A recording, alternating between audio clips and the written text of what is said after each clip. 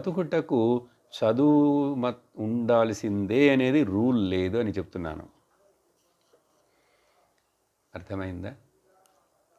ఇంకొకటి చూస్తే మరొక పక్క చదువుకున్నవాడే ఎక్కువ అధర్మాన్ని, తప్పులను, మోసాలను చేస్తున్నాడనేది కూడా మనకు రుజువు అవుతున్నది. కాబట్టి ఈ మనం అనుకునేటువంటి లౌకిక విద్యలు అవసరం లేదు. ఇప్పుడు ఒక 4, 5, 10 ఆవులో, బర్రెలో ఉంటే వాడు బతుకుతాడు. ఒక అర ఎకరమైనా సరే ఆ కొబ్బరి చెట్టు తోట ఉంటే వాడు బతకచ్చు.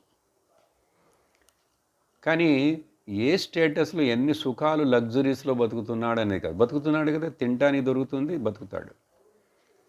దీనివల్ల ఇప్పుడు ఏం అర్థం చేసుకోవాలి, ఎందుకు ఈ విషయం మాట్లాడుతున్నానంటే,